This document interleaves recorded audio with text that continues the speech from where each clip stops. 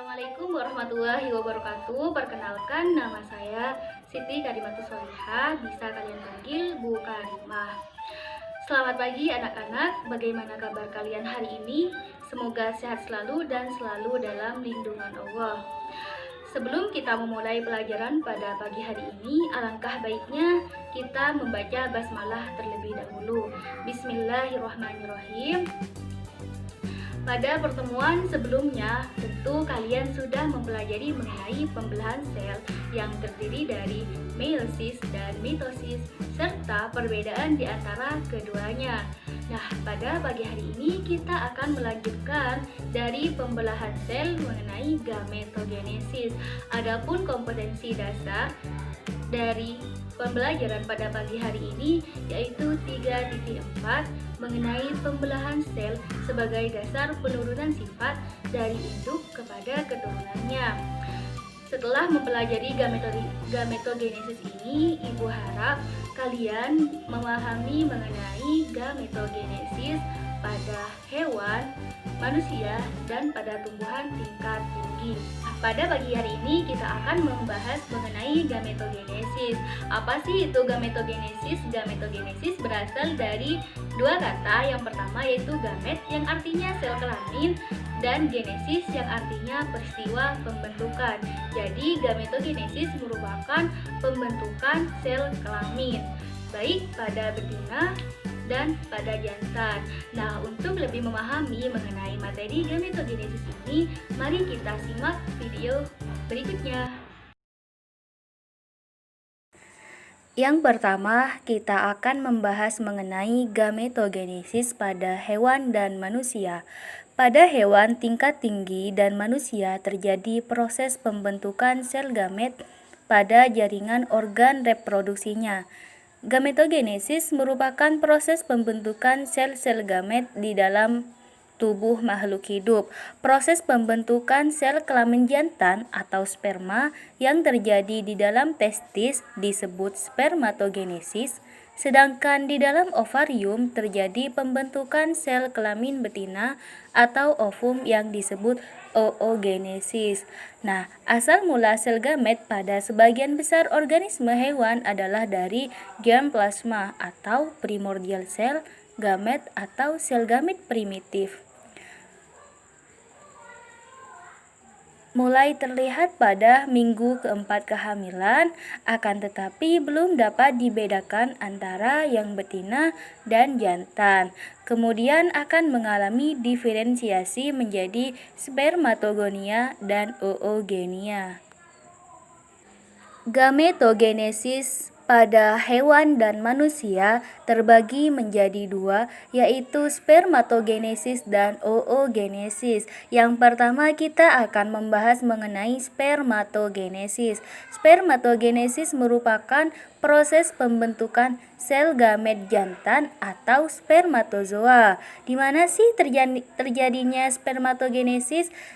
Terjadinya di dalam tubulus seminiferus testis. Nah, kita dapat memperhatikan gambar di samping. Gambar di samping merupakan gambaran organ kelamin jantan. Nah, di dalam organ kelamin jantan terdapat bagian panjang yang berbelok-belok yang disebut tubulus seminiferus. Nah, di tubulus seminiferus inilah terjadinya spermatogenesis. Tahap spermatogenesis. Tahap spermatogenesis dibagi menjadi tiga. Yang pertama mitosis, yang kedua meiosis, dan yang ketiga spermiogenesis. Yang pertama mitosis. Di dalam tahap mitosis terjadi perbanyakan spermatogonium. Pada dinding tubulus seminiferus telah ada calon sperma atau spermatogonia yang berjumlah ribuan. Sel-sel primordial diploid di dalam testis membelah secara mitosis berkali-kali dan membentuk spermatogonium. Spermatogonium tidak langsung bermeiosis membentuk gamet, akan tetapi melakukan mitosis terlebih dahulu untuk memperbanyak spermatogonium, kemudian membelah secara meiosis. Nah, spermatogonium mengalami perkembangan dan membentuk spermatosit primer. Setelah proses mitosis, yang kedua yaitu proses meiosis.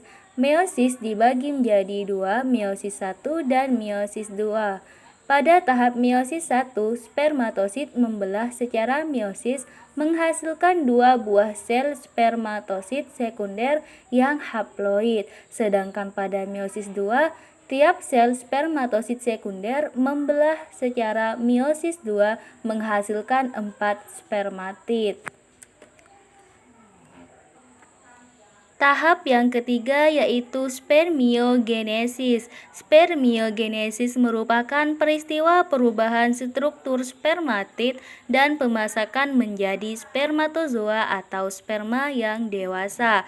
Setiap spermatid mengalami pematangan atau yang biasa disebut dengan maturasi menjadi spermatozoa atau sperma dan terjadi pembentukan akrosom. Bagian ujung atau kepala setiap spermatozoa mengandung akrosom. Akrosom mengandung enzim proteinase dan hyaluronidase yang berperan untuk membentuk lapisan pelindung sel telur. Dari salah satu sentriolnya terbentuk flagel. Nah, dalam proses perkembangan ini spermatid akan kehilangan hampir seluruh sitoplasma, tetapi sperma memperoleh organ berupa ekor yang berfungsi untuk bergerak dalam proses pembuahan. Sperma mengandung mitokondria yang menyediakan ATP sebagai sumber energi untuk bisa beberapa minggu atau bulan. Spermatogenesis merupakan proses yang terjadi terus-menerus.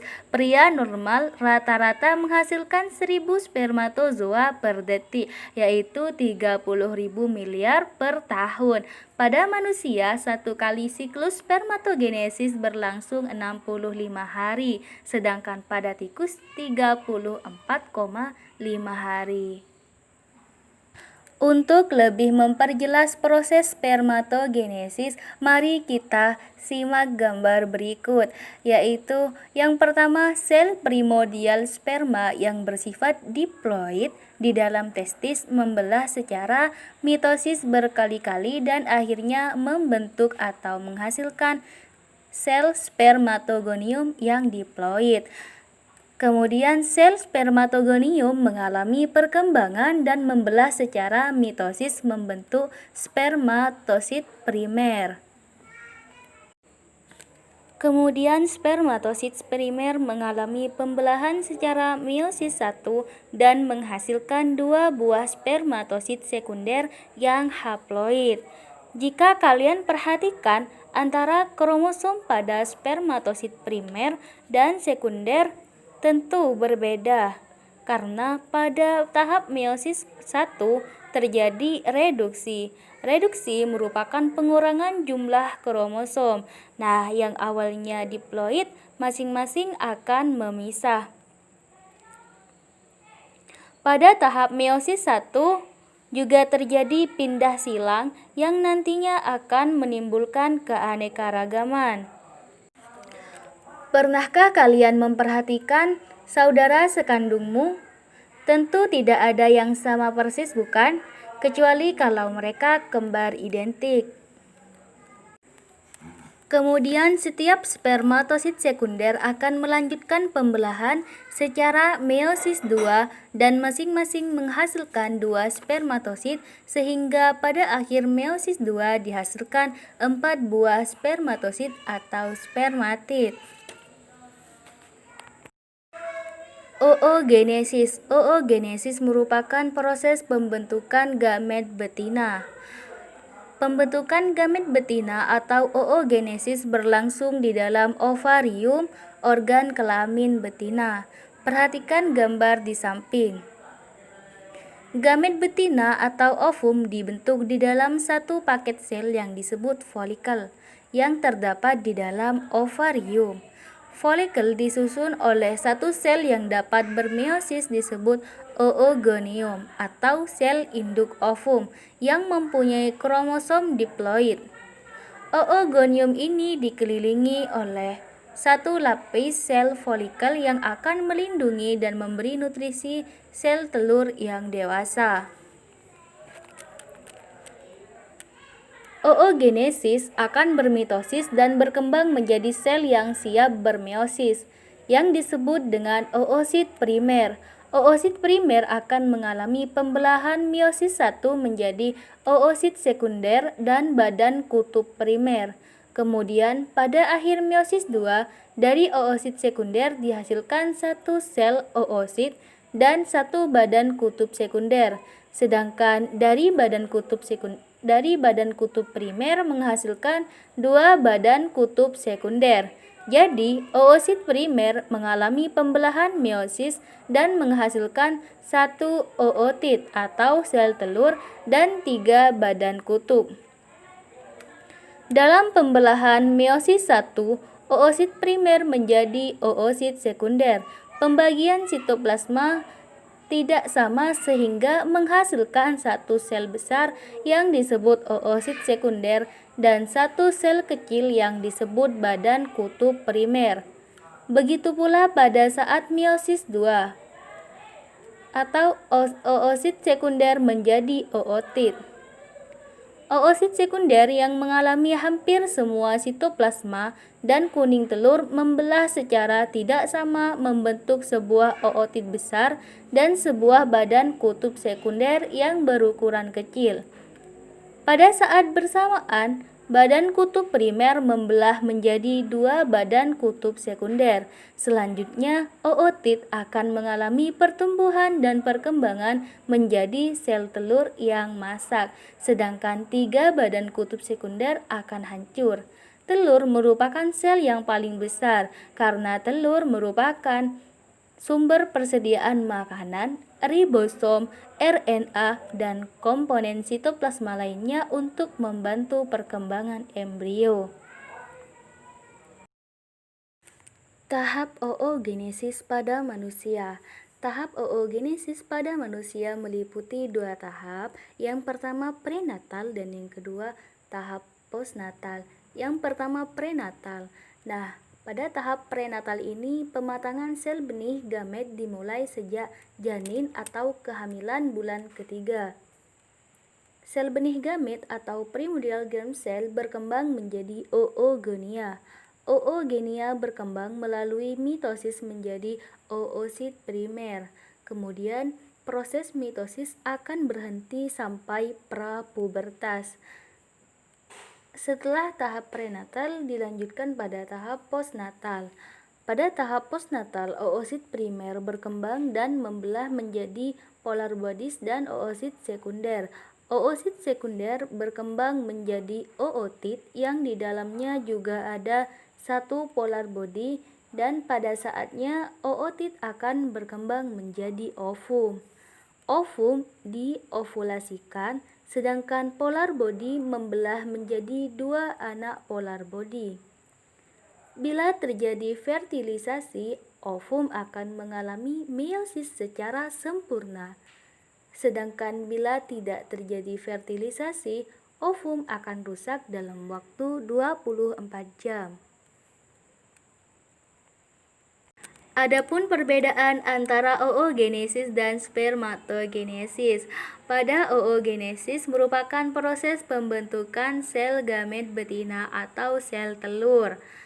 Mitosis oogenia hanya berlangsung sebelum lahir, hanya dihasilkan satu sel telur atau ovum, tiga lainnya menjadi polar body. Pembelahan meiosis berlangsung sempurna jika terjadi fertilisasi.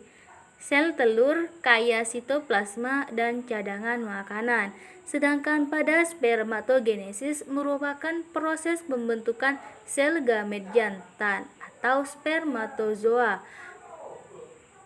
Mitosis spermatogonia setelah lahir tetap berlangsung sepanjang hidup. Dihasilkan 4 spermatozoa dari satu spermatosit primer.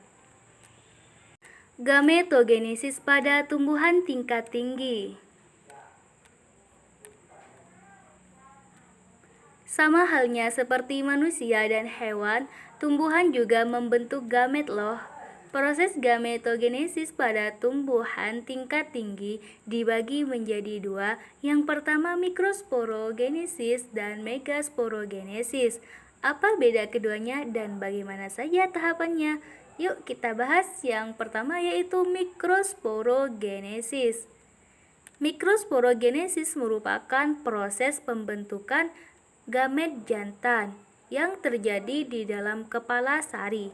Di dalam kepala sari terdapat kantung serbuk sari yang di dalamnya ada berbagai sel-sel induk serbuk sari atau mikrospora yang diploid. Adapun tahapan pembentukan mikrosporogenesis yaitu yang pertama, sel induk mikrospora melakukan pembelahan meiosis 1 dan menghasilkan sepasang sel haploid. Yang kedua, sepasang sel haploid membelah meiosis 2 menghasilkan 4 mikrospora haploid yang berkelompok menjadi 1 atau tetrad. Yang ketiga, setiap mikrospora mengalami pembelahan karyokinesis sehingga menghasilkan 2 inti haploid, yaitu inti vegetatif atau inti saluran serbuk sari dan inti generatif. Inti generatif membelah secara mitosis sehingga membentuk 2 inti sperma yang dikenal dengan inti generatif 1 dan inti generatif 2. Jadi, dalam sebutir serbuk sari yang matang terdapat 3 inti yang haploid, yaitu inti vegetatif, inti generatif 1, dan inti generatif 2. Megasporogenesis. Megasporogenesis merupakan pembentukan gamet betina yang berlangsung di dalam ovarium atau bakal buah. Di dalam ovarium terdapat bakal biji atau ovulum yang mengandung sel induk megaspora. Tahapan megasporogenesis pada tumbuhan biji meliputi yang pertama, sebuah sel induk megaspora dengan inti diploid di ovarium mengalami pembelahan meiosis 1 dan menghasilkan 2 sel haploid. Yang kedua, kedua sel haploid tersebut mengalami pembelahan meiosis 2 sehingga menghasilkan 4 megaspora haploid. Yang ketiga, 3 anakan di antaranya mengalami degenerasi atau mati. Sedangkan tahap yang keempat, megaspora yang masih hidup mengalami 3 kali mitosis, diikuti karyokinesis tanpa sitokinesis dan dihasilkan sel besar atau kandung lembaga muda dan 8 inti haploid. Tahap yang terakhir yaitu 8 inti anakan tersebut adalah 2 kandung lembaga sekunder, 3 antipoda, 2 sel sinergit, dan 1 ovum.